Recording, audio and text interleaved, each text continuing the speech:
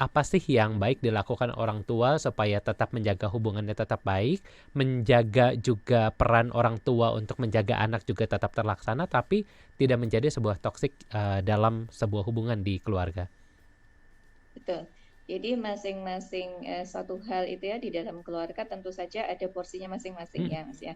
Jadi tadi kalau ada peran, peran itu ada kewajiban, hmm, kemudian ada hak gitu ya. hmm, Nah tugasnya apa sih gitu ya? Memang misalnya tadi sebagai ibu terhadap anak, oh hmm, ada tanggung jawab untuk mendidik anak. Kemudian pastinya juga akan mengingatkan ya, membersamai, membimbing. Kok hmm, hmm, kok anak saya ini ya pegang HP terus. hmm, Tentu saja kan juga perlu butuh diarahkan hmm, juga gitu hmm, ya.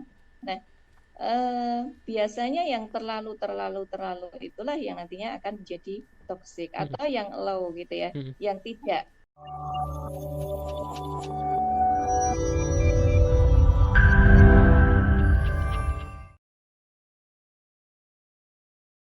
Soal komunikasi. Bagaimana komunikasi ini ternyata menjadi satu hal yang penting untuk bisa menghindari adanya toxic relationships dalam keluarga. Nah, seperti kita tahu juga tidak semua keluarga punya pola komunikasi yang baik, Mbak Ismi, dalam keluarga mereka. Ada yang jaim, malu-malu seperti itu ya, tidak terbuka satu sama lain.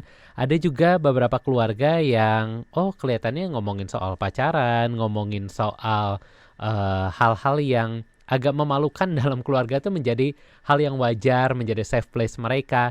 Nah, ini kan setiap keluarga punya profil yang berbeda-beda. Seperti apa sih sebenarnya standar kewajaran yang dimiliki oleh setiap keluarga untuk bisa berkomunikasi satu sama lain?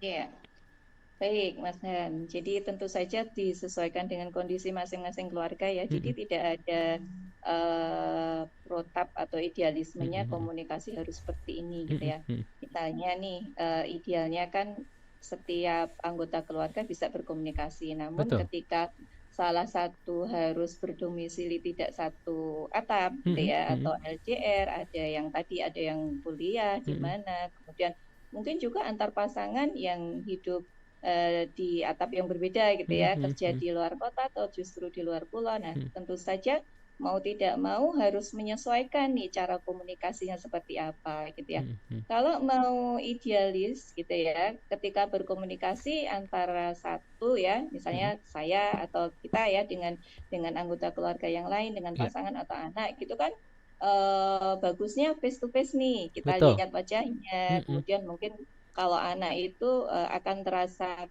disayangi itu mm-mm, dengan dipegang pundaknya mm-mm, ya atau mm-mm, ada kontak fisik nah mm-mm, seperti itu. Tapi mm-mm. kan itu tidak bisa terjadi ketika jaraknya jauh. Nah, Betul. makanya ini kalau kalau ditinjau dari temanya era digital itu Mm-mm, maka teknologi akan sangat membantu seperti mm-mm, ini via Zoom seperti itu. Kemudian ada voice note mm-mm, yang mungkin hal-hal yang misalnya bisa dilakukan ketika ketemu langsung itu ya mm-mm, nggak bisa mm-mm. dilakukan ketika jarak jauh maka bisa diupayakan bagaimana triknya seperti itu. Namun bahasa tentu saja tetap ya gitu Mm-mm, ya bagaimana berkomunikasi yang baik, mm-mm, seni mm-mm, mendengarkan seperti itu harus tetap dimiliki nih mm. bagi anggota keluarga sehingga tidak akan tadi terjadi toksik di sana. Baik, Ibu Ismi, ini memang di dunia digital seperti ini kita nggak bisa jauh-jauh dari yang namanya gadget, Bu Ismi. Sekarang kita tahu anak-anak juga ini sudah sangat pandai bermain dengan gadget mereka seperti itu. Ada beberapa orang tua juga yang memang sudah memberikan gadget kepada anak dari sedini mungkin gitu ya. Alasannya supaya tidak mengganggu orang tua, supaya tidak ribut, supaya tidak nangis seperti itu ya dikasih gadget entah untuk nonton, entah untuk bermain game dan juga hal sebagainya. Nah, Ibu Ismi, juga satu hal yang kita tahu adalah orang tua nih kadang saking khawatirnya, saking sayangnya sama anak, kadang suka ngecek gadget anak-anak mereka, ngecek sosial medianya, ngecek juga aplikasi-aplikasi chatting seperti itu. Nah, apakah seperti ini bisa dikatakan toxic parenting atau sebenarnya apa sih yang baik dilakukan orang tua supaya tetap menjaga hubungannya tetap baik, menjaga juga peran orang tua untuk menjaga anak juga tetap terlaksana, tapi tidak menjadi sebuah toksik dalam sebuah hubungan di keluarga. Betul. Jadi masing-masing suatu hal itu ya di dalam keluarga tentu saja ada porsinya masing-masing Mhm, ya Mas ya. Jadi tadi kalau ada peran itu ada kewajiban, mhm, kemudian ada hak gitu ya. mhm, Nah tugasnya apa sih gitu ya? Memang misalnya tadi sebagai ibu terhadap anak, oh mhm, ada tanggung jawab untuk mendidik anak. Kemudian pastinya juga akan mengingatkan ya, membersamai, membimbing. Kok mhm, mhm, kok anak saya ini ya pegang HP terus, mhm, tentu saja kan juga perlu butuh diarahkan mhm, juga gitu mhm, ya.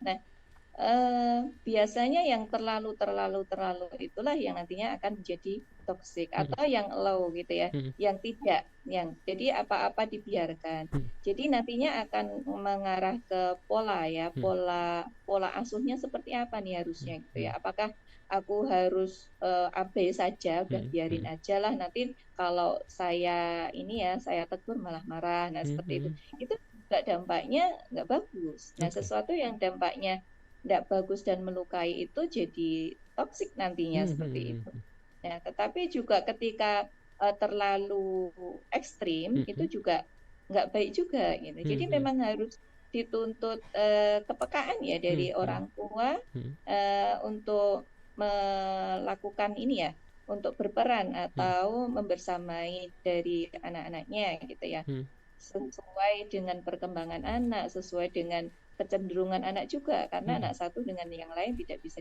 mhm. disamakan seperti Betul. itu.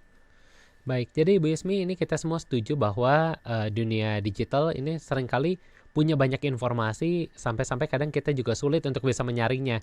Mana yang baik dikonsumsi oleh anak-anak, mana yang tidak. Nah, sejauh mana orang tua ini bisa mengkontrol apa yang anak-anak kita konsumsi di gadget mereka, Bu Yasmi, dan adakah cara-cara yang lebih baik untuk kita bisa dalam tanda kutip menjaga relasi kita agar tetap sehat? Apakah kita harus izin terlebih dahulu pada si anak? Atau seperti apa sih cara-cara seorang tua gitu ya untuk bisa melakukan kontrol pada pemakaian gadget pada anak mereka? Iya, baik Mas An. Jadi memang ini terutama untuk yang anak yang kan beda-beda ya Mas An. Hmm, hmm, Kita hmm, hmm, menghadapi anak yang masih anak-anak hmm, atau sudah remaja atau ya, sudah dewasa hmm, gitu ya. Jadi pendidikan tetap harus diberikan kepada anak gitu ya. hmm, Eh, Ketika anak melakukan suatu kesalahan, hmm, kesalahan ini bisa jadi anak tidak tahu atau hmm, bisa jadi keinginan orang tua yang tidak terpenuhi dari hmm, perilaku anak. hmm, Sehingga salah satunya nanti akan kena teguran, hmm, akan kena hukuman. Gitu. hmm, Nah, untuk mengurangi hal tersebut bisa diantisipasi dengan diskusi gitu ya. hmm, Ada satu satu diskusi atau komitmen yang mungkin bisa disusun bersama hmm, antara orang tua dan anak. Di ada ketentuan nih harus main HP itu berapa lama hmm, gitu hmm, ya. hmm, Bukanya apa saja toh gitulah. hmm. Kenapa ini nggak boleh dibuka? Nah, diterangkanlah di situ. Oke, Kadang-kadang orang tua melarang tapi nggak menjelaskan ya kenapa toh gitu. iya, iya, iya. Yang duluan emosinya, Hmm, hmm, marahnya. hmm, Akhirnya anak juga akan menanggapinya dengan emosi gitu. hmm, hmm, Seperti itu. Jadi bikin bikin kesepakatan dulu gitu. Itu untuk mengurangi terjadinya konflik.